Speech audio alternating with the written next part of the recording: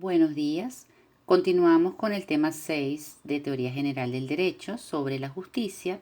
Esta clase la vamos a dedicar a estudiar la fórmula de la justicia, que es dar a cada uno lo suyo, desde la óptica del autor Javier Hervada, quien lo hace desde una perspectiva naturalista que, en mi opinión, es moderna y muy acertada. Así entonces, teniendo como la fórmula de la justicia el dar a cada uno lo suyo, en este tema pues iremos hablando de cada uno de estos componentes. Dentro de la palabra dar, pues vamos a hablar de su significado general, lo que significa tener legítimo poder sobre una cosa, lo que debemos entender por titularidad, los distintos significados de dar. Entraremos a la controversia si dar es un acto o una norma, y allí hablaremos de la posición de Hans Kelsen y la respuesta de Javier Hervada. Dentro de este tema hablaremos de derecho positivo justo y derecho positivo injusto. Pasaremos a la expresión a cada uno, su significado, y dentro de esta el principio de la no discriminación. ¿Qué significa este principio? ¿Cuándo hay discriminación? ¿Y qué no significa este principio? Para concluir con la expresión lo suyo y entrar a hablar de su significado, aquellas cosas que pueden constituir lo suyo, si estas cosas deben ser exteriores, si deben ser captadas por los sentidos y si lo suyo implica necesariamente la propiedad sobre una cosa. Así pues, dar en sentido amplio se entiende como toda acción u omisión por la cual una cosa pasa o permanece, según el caso, en el efectivo poder de aquella persona a quien corresponde legítimamente ese poder. ¿Y cuando alguien tiene legítimo poder sobre una cosa? Pues cuando a esa persona lo respalda un título jurídico. Y un título jurídico puede consistir en una ley o en una norma que le conceda un derecho a alguien, un contrato, es decir, una manifestación de voluntades en las que se acordó que una persona pues va a tener el legítimo poder sobre X cosa, una costumbre jurídica, una sentencia que haya dictado un tribunal. Entonces entendemos por dar, en sentido amplio, en sentido general, todo aquel hacer o aquel no hacer por el cual una cosa va a continuar formando parte del poder que tiene una persona legítimamente sobre ella o pasa al poder de otra persona a quien también legítimamente le corresponde. Y ese legítimo poder pues implica tener un título jurídico que lo respalda. En este orden de ideas tenemos que dar comprende pues todas las acciones y omisiones que pueden conllevar a que una cosa esté en el efectivo poder de su titular. ¿Y quién entonces sería el titular? Cuando hablamos de titularidad, ¿de qué estamos hablando? Pues el titular es aquella persona que por un título jurídico tiene derecho sobre esa cosa. Así pues, dar puede significar entregar, respetar, devolver, transferir, desalojar, es decir, tiene distintos significados según el caso en el que se esté empleando.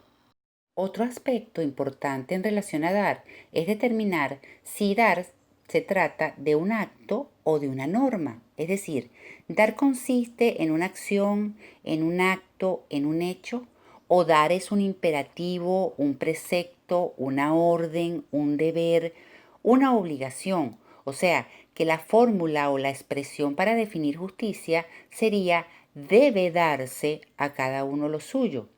Según Kelsen, la justicia, además de una virtud, es una norma, tiene forma imperativa y precisamente ordena, impone, obliga a dar a cada uno lo suyo. Así que según este autor, la fórmula de la justicia, pues la verdadera fórmula debería ser debe darse a cada uno lo suyo. Ahora, siguiendo el orden de ideas de Kelsen, ese lo suyo es lo que se le debe dar a cada uno. Así pues entonces, según Kelsen, la verdadera fórmula de la justicia sería debe darse a cada uno lo que se le debe dar, lo cual, según este mismo autor, viene a ser una vana tautología, es decir, una redundancia, una repetición de lo obvio. En este sentido, Hervada critica la posición de Kelsen. ¿Y qué dice Hervada? Mire, dice Kelsen confunde la virtud con la norma. Es decir, la justicia, según Hervada, es una virtud. ¿Y qué se entiende por virtud o qué vamos a entender por virtud? Bueno, la virtud es un hábito, es una disposición de la voluntad del sujeto a actuar de una determinada manera. Es una cualidad. Y entonces estaríamos hablando de una disposición de la voluntad del sujeto ¿para qué? Pues para realizar un acto, para realizar una acción. ¿Y cuál sería ese acto? Precisamente el de dar a cada uno lo suyo. Señala Hervada que la justicia sería el hábito, la disposición de la voluntad del hombre para cumplir la ley, sea esta natural o positiva. Así, ese hábito no es un mandato, no es una norma, no es un precepto. Kelsen llega a esa conclusión por querer cambiar la fórmula original que habla de dar y no de debe darse. Un punto muy interesante que se plantea en esta lectura se refiere a qué debe entenderse por derecho positivo justo o por derecho positivo injusto. ¿Cuándo podemos señalar que un derecho positivo es justo o no lo es?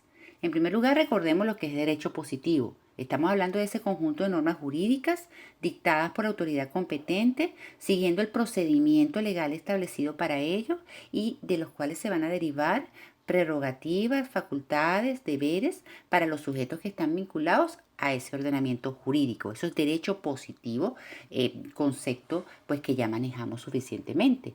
Entonces, ¿cuándo vamos a considerar que ese derecho positivo, que ese conjunto de normas jurídicas son justas o son injustas?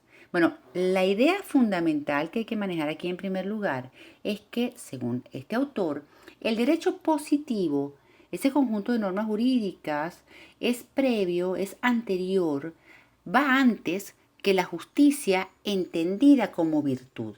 Así pues, si nosotros estamos hablando de que la justicia es el hábito, es la disposición de la voluntad del sujeto para cumplir la ley, es decir, para cumplir con lo establecido en el derecho positivo, pues es evidente que primero debe existir la ley jurídica, ese derecho positivo, que determina, que va a determinar en su norma qué es lo que le corresponde a cada uno, para que luego pueda el hombre tener la disposición, tener ese hábito de cumplir el derecho positivo. Así entonces, solo se puede hablar de justicia en relación a un derecho positivo preexistente. El derecho positivo es anterior, es previo a la justicia entendida como virtud. Siguiendo esta línea de pensamiento, vemos que para poder hablar de un derecho positivo justo o injusto, es indispensable establecer la relación de justicia con un derecho anterior a este derecho positivo. ¿Y cuál sería ese derecho anterior, previo, preexistente al derecho positivo? Pues el derecho natural. Ese conjunto de principios normativos de origen moral, de carácter universal, inherentes a la persona humana, a la esencia del ser humano. Entonces, ¿cuándo podemos hablar de un derecho positivo justo? Pues aquel derecho que cumple con los principios del derecho natural. ¿Cuándo un derecho positivo es injusto? Pues cuando no respeta los principios del derecho natural. Entonces, para resumir, para poder nosotros hablar de la justicia como virtud, de ese hábito, de esa disposición de la voluntad del sujeto para cumplir con la ley, para cumplir con la norma, pues es necesario que previamente exista esa norma que me va a señalar a mí qué es lo que se le debe dar a cada uno. Y una vez que esté establecida esa norma, la manera de saber si esta es justa o injusta es estableciendo una relación con un derecho preexistente, que es el que me va a dar el punto de partida, el que me va a dar el criterio, el indicativo para poder yo establecer si ese derecho positivo es justo o no. Y ese es el derecho natural, que repito, cuando el derecho positivo pues cumple, se adapta, recoge los principios del derecho natural, estaríamos hablando de un derecho positivo justo. Cuando no es así, estaríamos hablando de un derecho positivo injusto. Siguiendo con el análisis de la fórmula de la justicia, pasamos a hablar sobre lo que significa la expresión a cada uno. Y de acuerdo a la lectura de Hervada, la expresión a cada uno se refiere a todas y cada una de las personas humanas, sea un individuo o una persona colectiva. Con persona colectiva nos referimos a empresas, sociedades, etcétera, que tiene título sobre algo, sea de derecho positivo o de derecho natural. Entonces, a cada uno implica dar lo suyo a cada hombre, a cada mujer, a cada niño, a cada entidad pública o privada. Para Hervada, a cada uno se refiere a relaciones sociales singulares y concretas. Se trata de determinar en forma precisa el derecho de cada persona. Así pues, siguiendo a este autor, no se trata de determinar que con a cada uno hablamos de lo que le corresponde a la nación o a todas las mujeres o a todos los hombres o a todos los niños. No, no se trata de esto. Aquí estamos hablando más de la justicia del jurista, la justicia del juez a la hora de decidir un caso. Es en ese momento de discernir lo justo entre personas concretas. Es decir, decidir lo que le corresponde a una parte después o al terminar el debido proceso. Así entonces vemos que el fin último, como dice Hervada, de la ciencia jurídica del derecho no es la explicación conceptual, formal de lo que es una institución o en qué consiste la propiedad o qué es la relación jurídica. No se trata tampoco de explicar la formación de un sistema de conceptos o el estudio teórico del orden social o del sistema de las relaciones sociales. Todo esto se ordena, va dirigido a la resolución del caso concreto en el cual hay que discernir el derecho de cada uno. Así entonces se dice Hervada que la justicia mira al titular del derecho, con independencia de cuál sea su circunstancia, pero mira al individuo, al ser humano individualmente considerado. Continuando con la expresión a cada uno, en mi opinión, es esencial a la noción de justicia el principio de la no discriminación. Y este principio significa que la justicia entendida como virtud no admite la discriminación o acepción de personas. Se da a cada titular lo que le corresponde, se trate de quien se trate, independientemente de su clase social, su condición económica, su sexo, su color de piel, su estado, etc. Así señala Hervada que la justicia mira al titular del derecho con independencia de cualquier otra circunstancia. No da lo suyo a su dueño por ser de tal o cual clase social, ignorando el derecho de los pertenecientes a otras clases sociales, ni se lo niega ni se lo da en virtud de su condición, estado o circunstancia. Para Hervada, y esto es muy importante, la justicia no tiene otra medida, no tiene otra referencia, sino la dignidad del hombre, la condición de persona en la que se fundamenta todo derecho posible. Ahora, ¿cuándo podemos afirmar que hay discriminación? Pues cuando la determinación de lo que le corresponde a cada uno se basa en circunstancias o razones no objetivas, no relacionadas con la titularidad o ejercicio del derecho del que se trate. Es decir, cuando el trato concedido, según Hervada, no obedezca exclusivamente a razones objetivas de la titularidad, y hay que insistir mucho, de la titularidad de un derecho o a su ejercicio. Si la titularidad de un derecho se fundamenta, se asienta, se basa en el hecho de ser persona humana, entonces habrá discriminación cuando se niegue ese derecho en base a cualquier condición distinta a ser persona, es decir, por ser pobre o rico o blanco o negro, etcétera, varón, mujer, etcétera. Entonces, ¿cuándo hay discriminación? Bueno, cuando se va a establecer lo que le corresponde a cada uno en base a circunstancias subjetivas, ajenas a la titularidad que le corresponde en un momento dado a una persona sobre algo.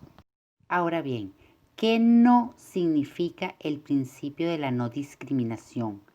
Es decir, este principio no implica dar a todos lo mismo. No se trata de dar las mismas cosas a todas las personas si todas estas personas no son titulares de esas cosas.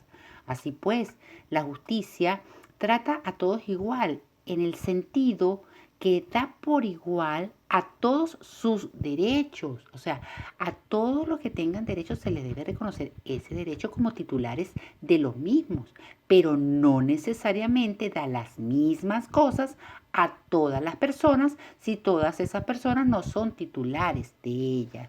Y esto es importante entenderlo. Fíjense ustedes, hay una precisión fundamental. Hay que distinguir entre los derechos naturales del hombre, es decir, aquellos inherentes a su condición de persona. Estos derechos, como la vida, la libertad, la igualdad, pues se reconocen a todos los hombres por igual. Aquí estaríamos hablando de la ley natural. Pero también existen otros derechos que el hombre va adquiriendo dentro de la sociedad en virtud de su trabajo, de su esfuerzo, de su actividad económica, de sus estudios, de su preparación, etcétera.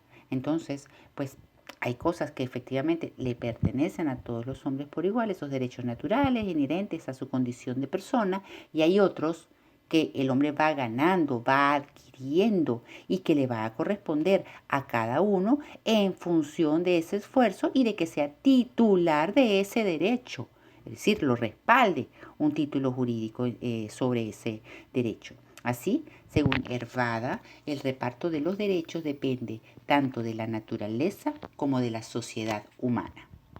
Para finalizar, la fórmula de la justicia en cuanto a la expresión lo suyo, ¿qué significa?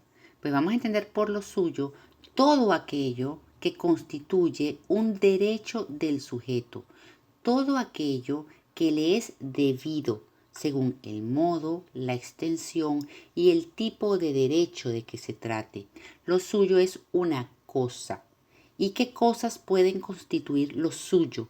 Puede tratarse de bienes o de males, como por ejemplo por la pena por un delito, eso es lo que le puede corresponder a una persona, lo que le es debido, ser castigado por haber cometido un delito. Puede tratarse de cosas corporales, una casa, un carro, e incorporales, como la buena fama, un cargo. Puede tratarse de una persona, puede tratarse de una actividad humana, referirnos al trabajo, a la gestión, puede tratarse de un animal, etcétera.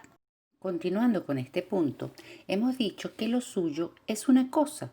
Ahora, no todas las cosas pueden constituir ese lo suyo al que se refiere la fórmula de la justicia.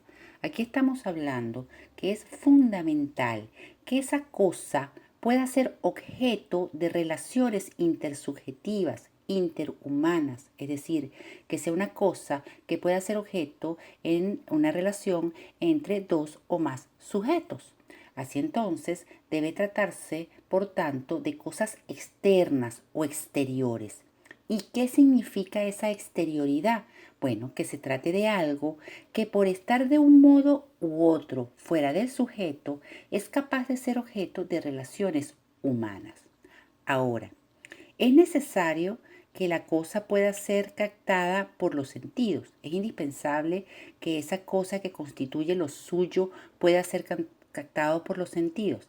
La respuesta es no.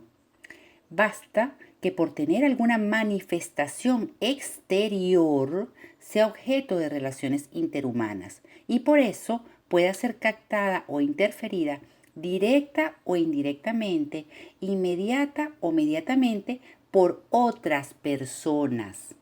El ejemplo que da el autor es bastante claro y él se refiere al derecho a la libertad religiosa.